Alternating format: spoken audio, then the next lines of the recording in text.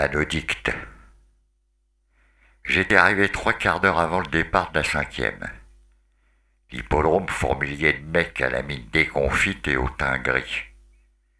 Certains fouillaient le sol à la recherche de tickets d'enjeu, s'imaginant peut-être tomber sur le jackpot, des fois qu'un connard aurait balancé ou perdu son ticket gagnant. Moi j'étais là pour Benedict, une pouliche de 4 ans que j'avais repérée sur un petit champ de course de province. Depuis, je la suivais comme son ombre. Par chance, il avait flotté toute la matinée, et elle était plutôt plus performante sur terrain lourd.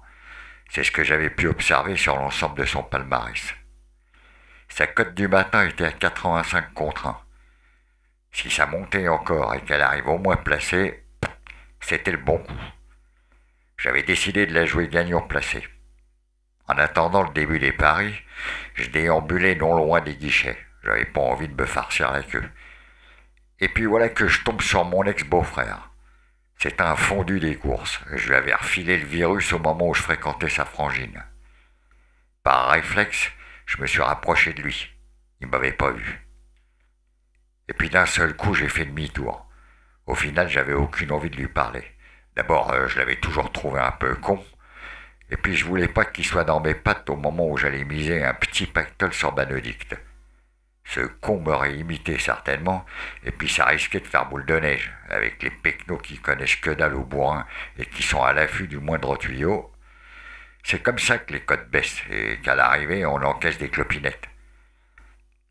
Mais seulement voilà que dans mon dos, j'entends brailler ce con.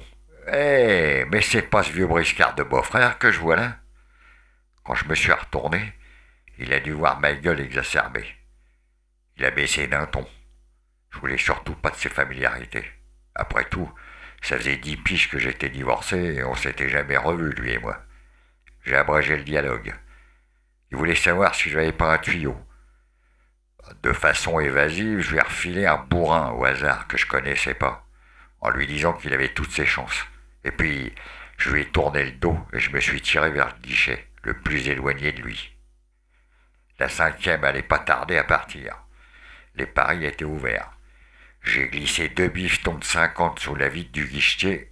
J'ai dit 50 placés, 50 gagnants sur le 509. J'ai ramassé mon ticket en regardant alentour si l'autre con m'avait pas suivi. Après quoi, je me suis fondu dans la foule en me rapprochant de la piste. En face du poteau d'arrivée, jumelle en main. Le speaker a balancé dans les haut-parleurs, les chevaux sont sur les ordres.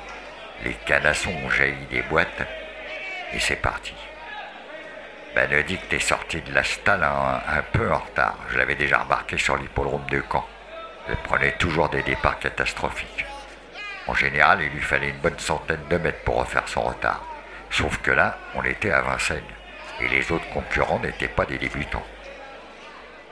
J'espère qu'elle tienne le coup. 1800 mètres, c'est long. Et puis elle a commencé à lécher le train de l'arrière du peloton. J'étais tout de même anxieux. Le cheval de tête marchait fort et se détachait un peu plus du groupe à chaque foulée. Mais Benedict a commencé à son effort. Elle se retrouvait à présent au milieu des autres, sans que son jockey ne la sollicite. Je mettais tout ça de mes jumelles sur la ligne opposée de l'arrivée. Après le dernier virage, restait 400 mètres pour passer devant le premier poteau en vainqueur. C'était pas gagné. J'entends un mec à côté de moi qui me dit « Vous suivez lequel ?» J'ai joué le 8. J'ai baissé mes jumelles, jeté un œil par-dessus mon épaule. J'ai vu un petit bonhomme à la mine angoissée. Il me dit « J'ai mis tout ce qui me restait sur le 8. » Je me suis attardé sur son visage. Il avait des poils gigantesques sur les sourcils.